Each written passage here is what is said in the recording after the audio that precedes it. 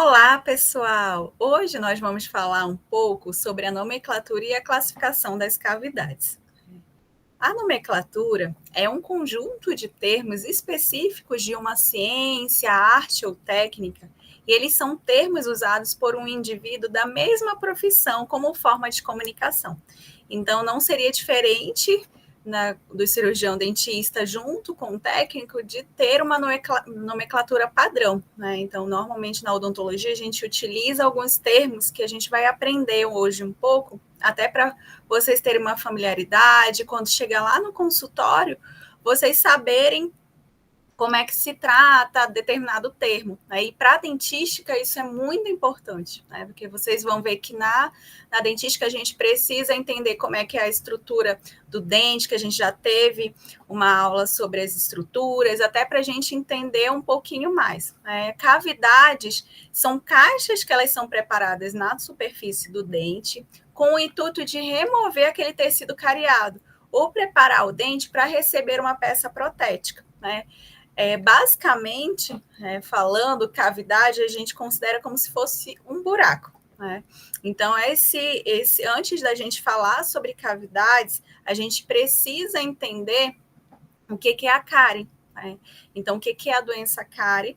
Que normalmente tem algumas outras, vocês vão ver que tem algumas cavidades que são terapêuticas, tem outras cavidades que a gente utiliza na prótese, mas normalmente uma cavidade ela vai ser formada hoje em dia, né, através da doença cárie. Então, normalmente a cárie ela vai iniciar com aquela placa bacteriana, né, que é o biofilme que a gente fala. Então, não sei se vocês já acordaram, quando vocês acordam pela manhã, como se fosse uma massinha que fica no dente, aquela placa, a gente chama de placa bacteriana. Então, a placa bacteriana, muitas vezes, o indivíduo, ele não remove, né? A gente sabe que a cárie é multifatorial, mas um desses fatores é o fator do acúmulo de placa. Então, não tem higienização de forma adequada. Então, aquela placa bacteriana, ela fica ali no dente, e aí começa a desmineralizar, né? Que a gente diz. Então, começa a ter o processo de desmineralização. Então, ele começa com uma manchinha branca, né? E depois ele forma o que a gente chama de cavidade. Então, essa cavidade, às vezes, ela pode ser tão profunda, aqui ele já está até a evolução da cárie, mas às vezes ela começa inicialmente como se fosse um buraquinho, como se fosse uma lesão bem pequena, e aí ela vai evoluindo, aí vai desmineralizando essa estrutura do dente até chegar na polpa do dente. Vocês lembram da polpa? Então a gente tem o esmalte, a gente tem a dentina e a gente tem a polpa. Então, essa cárie ela evolui e às vezes chega na polpa do dente. Aí, normalmente, o paciente ele precisa tratar o canal, fazer endodontia, tratar lá a parte do dente com remover toda essa bactéria que entrou para dentro do canal. Então, quando a gente inicia, quando é uma mancha, quando é apenas uma mancha branca, vocês vão ver que a gente consegue preservar, né? Às vezes a gente faz uma aplicação de flúor, consegue inativar essa lesão de cárie. Mas às vezes, quando esse paciente ele evolui tanto essa lesão de cárie, que às vezes é necessário realmente tratar o canal. Mas quando ainda está com uma cavidade pequena, a gente consegue fazer uma restauração. Só que às vezes o paciente ele deixa chegar no canal do dente, não tratou a endo, e aí começa a ter que a gente chama de abscesso no dente. Então, às vezes, esse paciente pode inchar o rosto, pode causar febre. Então, é a evolução da cárie. Então, antes da gente falar de cavidade, a gente precisa entender como é que é esses estágios da cárie dental, né? E também, até para vocês entenderem no consultório, que às vezes o cirurgião dentista, ele vai pedir de vocês algum instrumental. Eu vou fazer hoje a restauração do dente 18. Então, na oclusal desse dente. Então, a gente vai entender um pouquinho até para vocês já montarem aquela mesa clínica para o profissional já fazer aquela restauração. E a gente sabe que antigamente a gente tinha o amálgama, né? Mas hoje a gente utiliza muito mais a resina por ser mais estético e por a gente trabalhar com a mínima intervenção, que a gente já conversou também sobre a questão da mínima intervenção. Então, a classificação das cavidades, a gente pode classificar elas de 4 formas, né? Quanto à finalidade, de acordo com o número de faces que ocorre, de acordo com a face do dente envolvidas, e também vocês vão ver que tem a classificação de Black também, né? Então, quanto ao tipo da cavidade, ela pode ser tanto terapêutica quanto patológica, né? Então, a terapêutica é a cavidade com forma geométrica e dimensões definidas, resultante de um processo cirúrgico que visa remover o tecido cariado preparado cavitário. Ou seja, essa cavidade, a terapêutica, é que, por exemplo, eu tenho uma lesão de cárie e eu preciso limpar aquele dente. Então, a gente chama de cavidades terapêuticas. Então, eu já removi aquela lesão de cárie.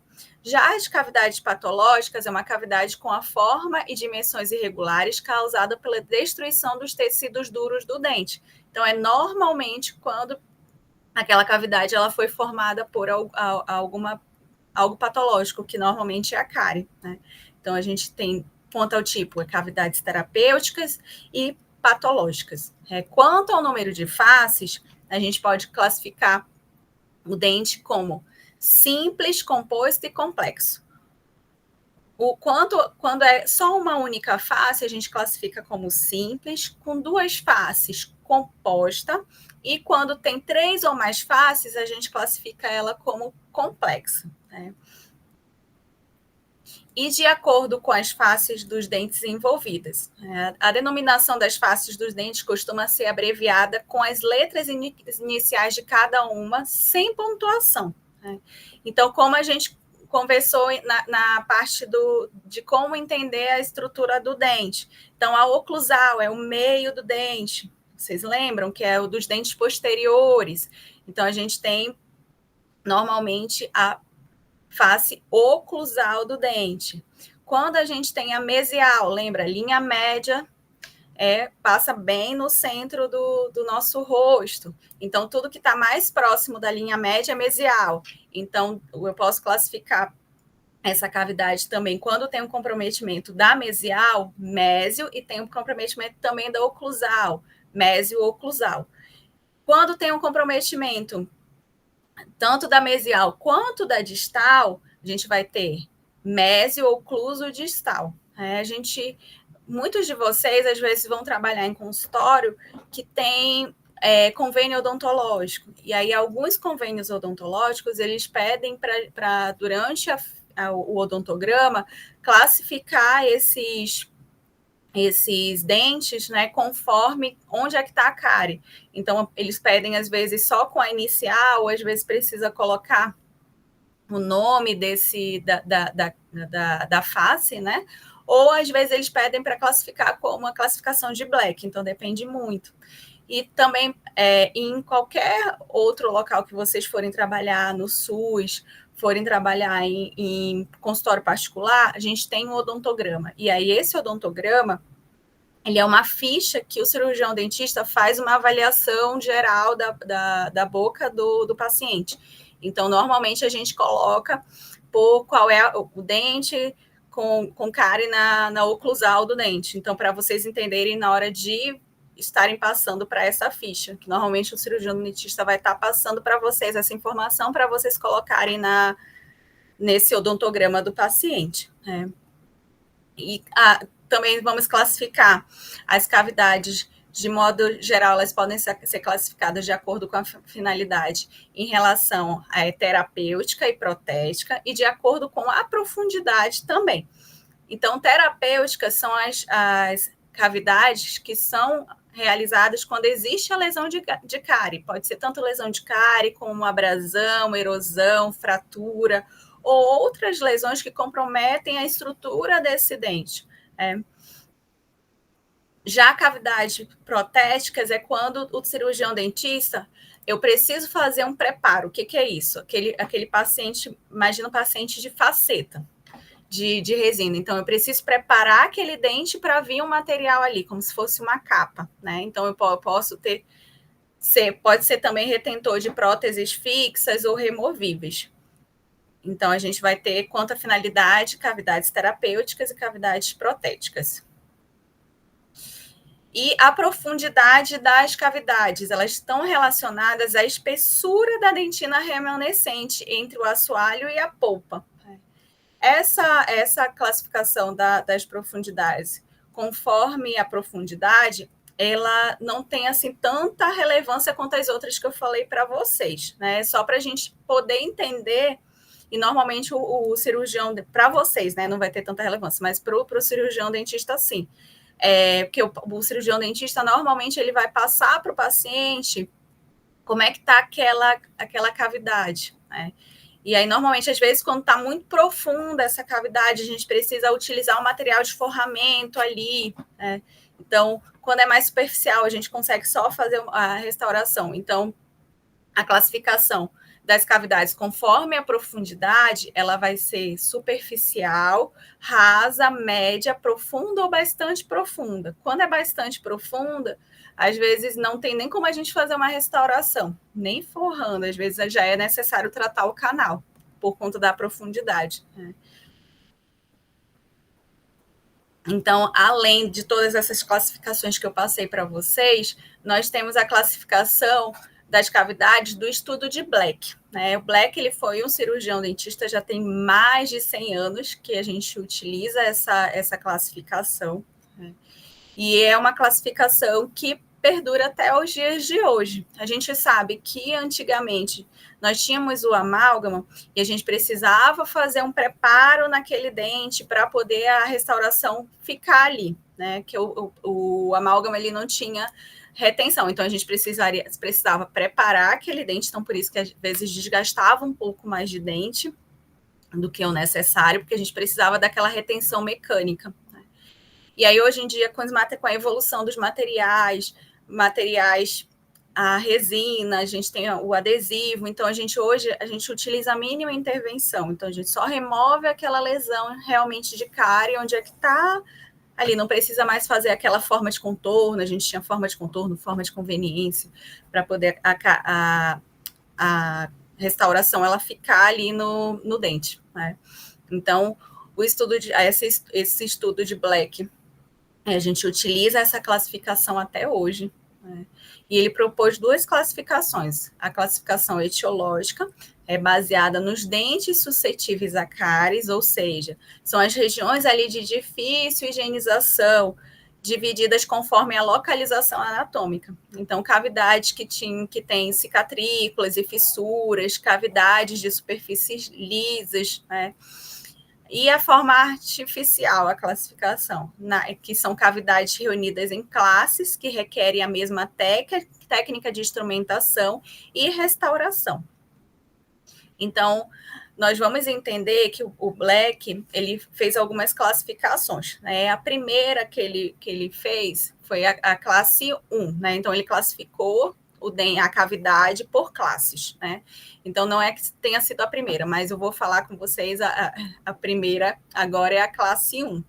Então, essa cavidade, a gente considera como classe 1, são cavidades que elas são preparadas em região de maculescência, né, de esmalte, cicatrículas e fissuras, são aqueles locais que normalmente é mais difícil de higienização. Né? Então, a gente considera a classe 1 a face oclusal dos molares e dos premolares. Então, face oclusal, a face que a gente morde, né? Os dentes posteriores.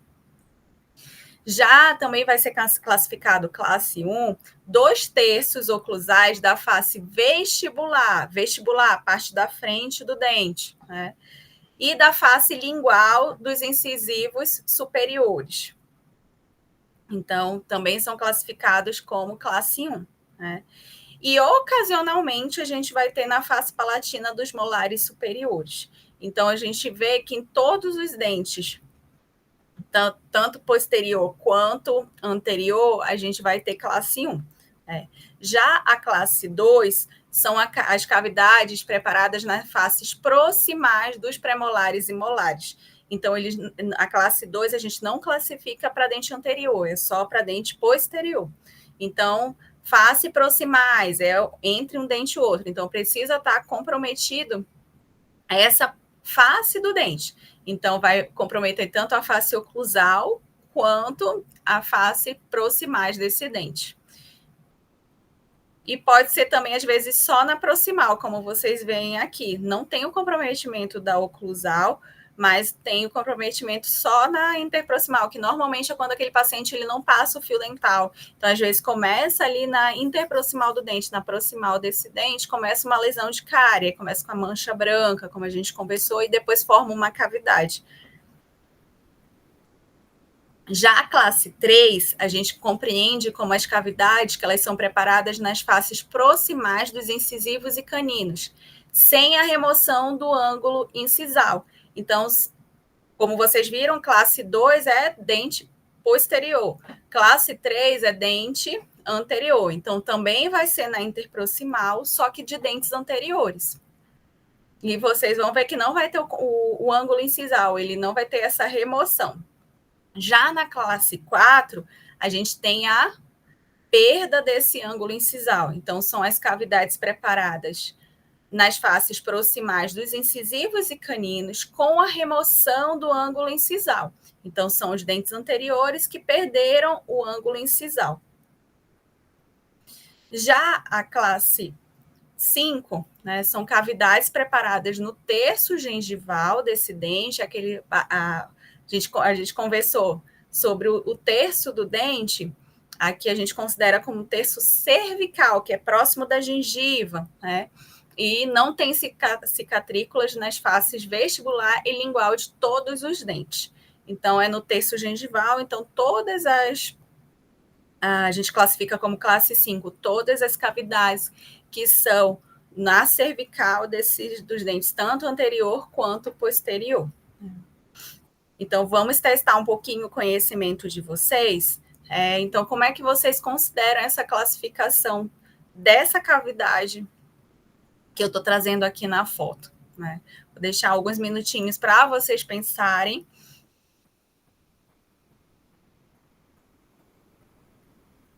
Então, a gente vai classificar, né, esse dente como classe 2, né, porque teve o comprometimento dos dentes da parte interproximal do dente, na parte proximal desses dentes, tanto mesial quanto distal, né?